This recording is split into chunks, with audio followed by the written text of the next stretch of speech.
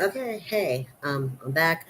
I'm doing several creative projects this week. I don't know, just boredom and stuff got really creative.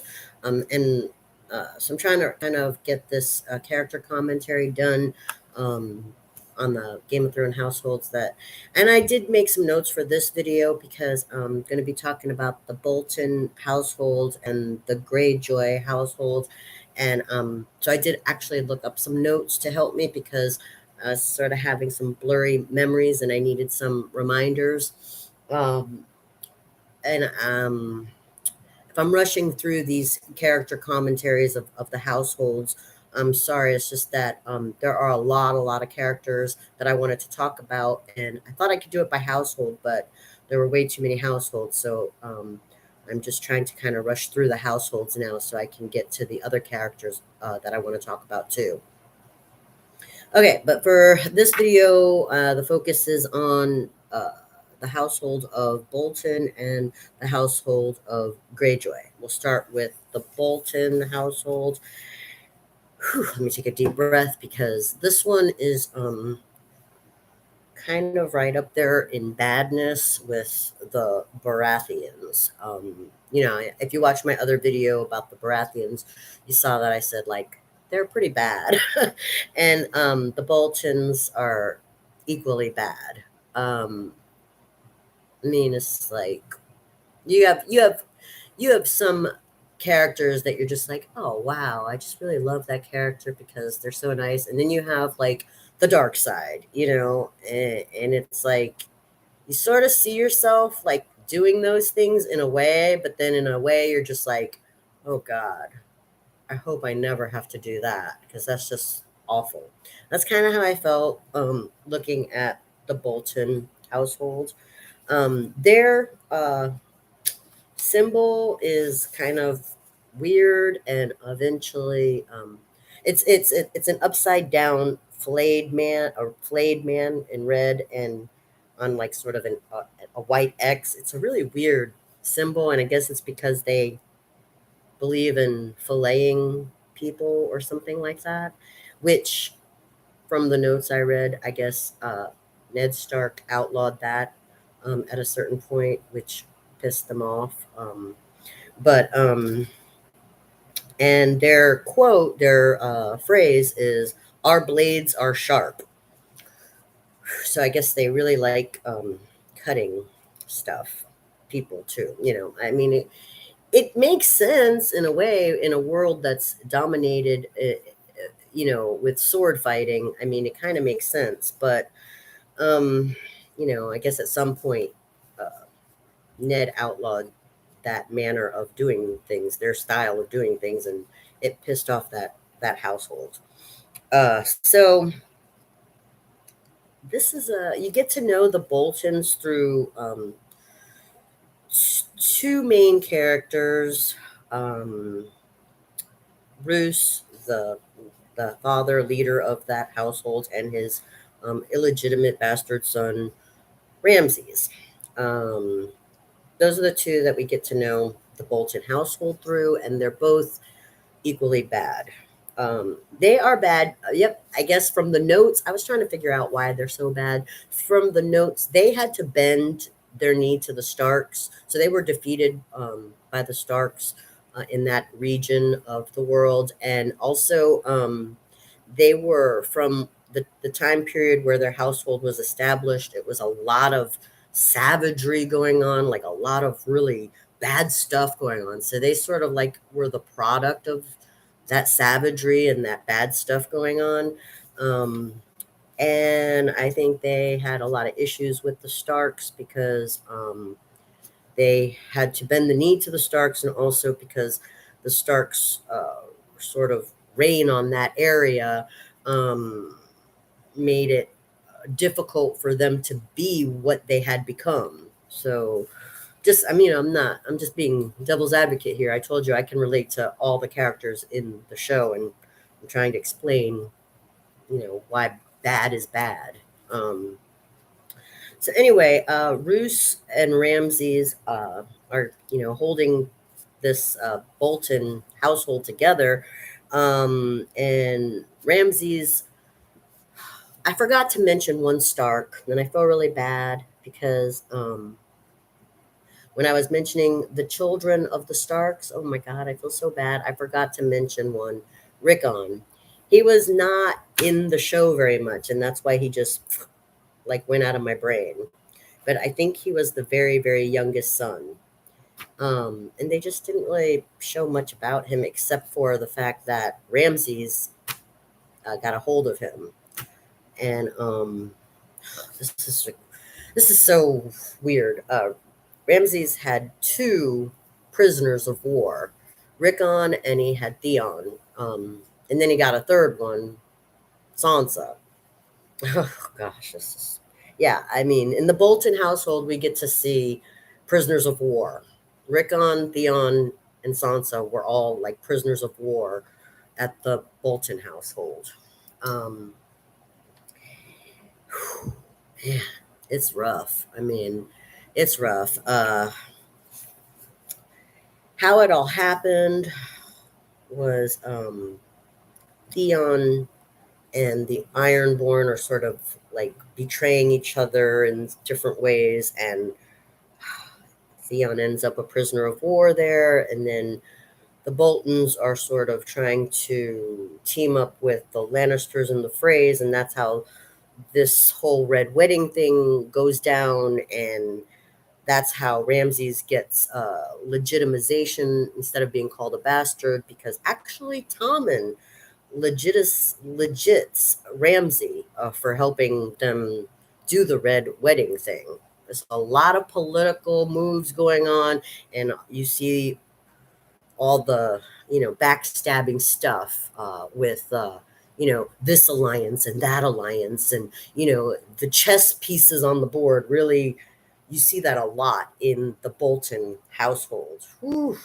It's scary, it's bad, and the whole time you're just like, it's sort of nail biting experience. It's very, very scary. But okay, so we'll start with Ramsey. He's a bastard. I don't really know who his mother was or why he's considered a bastard if Roose is his father. His bastard like label is confusing to me. But we know that, and we know that that really bothers him. Like, he hates being a bastard. He hates that. So everything he does is based on like wanting to not be a bastard and wanting to um, take over the household. Follow his father that way. So in some way, you see that that's like honorable, but I mean, the things that he does to do it is, what do you call it? Like Macbeth, or I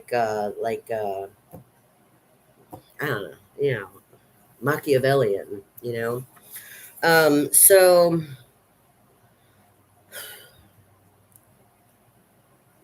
Roose uh, is probably the most backstabbing character that you see, or that you find out about, because um, he'll pretty much make a deal with anybody to get what he wants, and by doing what he did to make the Red Wedding be that massacre that it was, he gets appointed by Tywin as the Warden of the North, which is a big like middle finger to the Starks.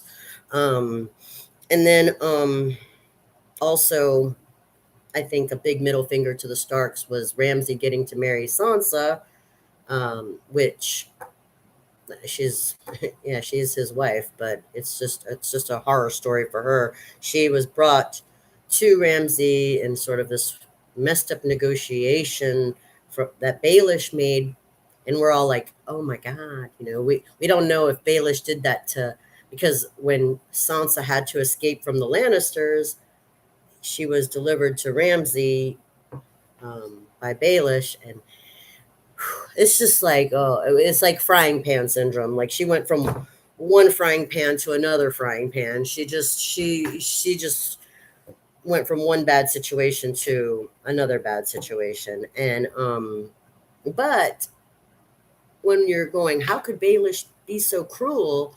And he's kind of cruel. Like he's also super ambitious in a Macbeth Machiavellian way too. But he also, I didn't realize this. He sort of has this revenge thing going on in his own mind because he may have delivered Sansa to them, but he's kind of using that in his own chess game to do revenge on the Boltons too. So that's really like you won't see, like I didn't see that at first. It's deep. Um anyway, so Roose the father and Ramses are trying to uphold this household, and then after all this stuff that Ramses does, these horrible things that he does to, make his father proud, and I mean, including the sacrifice of Rickon Stark, and the torturing of Theon Greyjoy, and marrying Sansa, which was to her misery. And all these terrible, terrible things that Ramses does to help the household and show his father that he's legit. Um, then Roose stabs him in the back by having another baby, a legitimate baby with his new wife.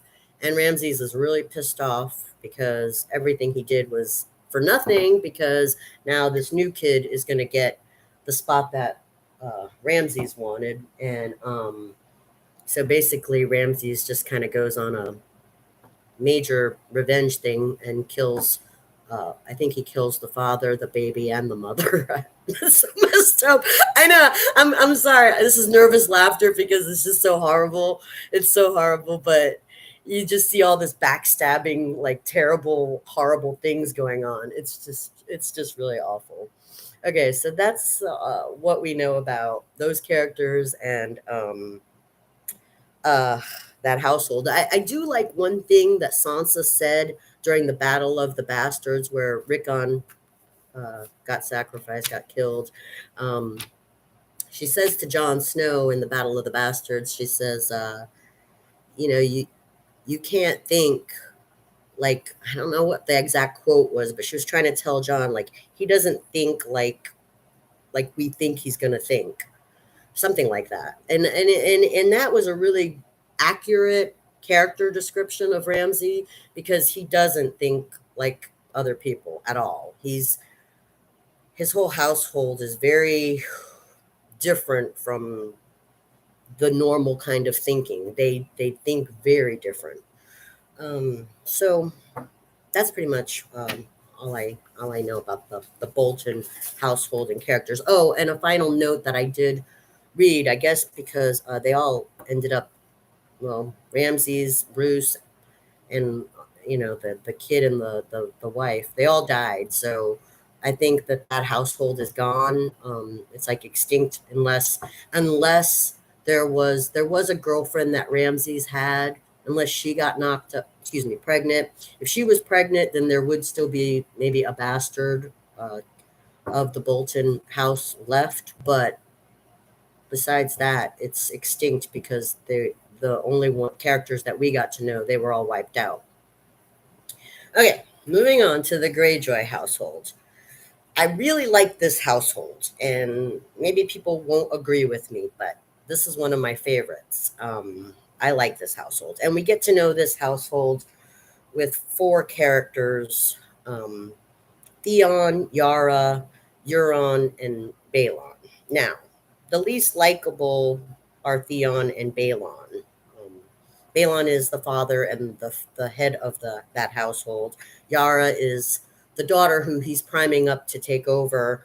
Theon is the son that got rejected by the family and sent to the Starks. And Euron is their cousin or their uncle. I don't know if it's the cousin or the uncle, but he's blood to them. So okay, so these are the four characters that we get to know. Their symbol is a gold kraken on a black field, and their phrase is "We do not sow," which is kind of cool. I like that one. We do not sow. I don't know why. I just really like that one. But they also have the sort of ceremony that they do with their family and their people, and it's kind of like a baptism ceremony. And so their other very famous quote might not be their household's phrase, but it's a very famous quote among them, and they say, "What's dead can never die." I love that too. So I really like this household, the Greyjoys. Now, talking about the characters, Theon is a mess. He's a mess. He's got a lot of psychological issues. He makes a lot of stupid decisions, but then he does redeem himself, especially when he puts his life at risk to save Sansa from and rescue her from um, the Boltons. So he is redeemed at that point. Um, Yara is a great character. I thought she was just like, I liked her right from the get go. She's strong. She's been like primed by her father to take over this very, very tough household. The Ironborn, they always have to be strong. Yeah, and she kind of seems. I don't. I don't want to say this in a negative way. I don't know what other word to use except for dyke. I'm sorry. I don't like using. I don't mean that in a negative way. I mean it like if if if if you're a lesbian and this is your champion. I mean, Yara is the champion of lesbians. She is. I mean, this is amazing. She's just really amazing. So I liked her, and I'm not even a lesbian, and I just think she's great. So anyway, she kind of still has to fight with her father Balon and Euron, especially who wants to challenge her for her position at uh, the Iron Islands. And I don't understand that part because Balon like sort of primed her up for that. But I guess it's because Balon dies at some point. I don't know if that was Euron's doing. I think Euron took him out. So when Euron steps up and says, "Oh no, you're not going to do this. You're a woman. You're not going to take over this." Yara's like, "What the heck are you talking about? Like, I've been here the whole time and my father's been setting me up for this." So it's like, and Theon does what she rescues Theon also, and she brings him back home, and so Theon is trying to say, okay, I was the son, I was supposed to do it, but you know what? I'm so messed up. You do it. So he kind of like supports her and says, whatever. I can't even deal with it anymore. I've been so effed in the head. I'm glad that you're strong enough to do it. So that's kind of what the character showed us about that household. The father was very harsh and very very strong. Yara is strong and so, but not harsh and not unfair. She still has a heart. Euron is a blood relative who I guess he's sort of sexist, just does not believe that a woman should take over the Iron Islands. And Theon, even though he's hurt because they rejected him and he was Balon's son who was supposed to take over that. Even though he's hurt and all that, he can still see that he can still support and say, yeah, Yara is the right one to take over the Iron Islands. So those are the four characters, and I just really love that household because I love all four characters, and I just think it was a really cool household.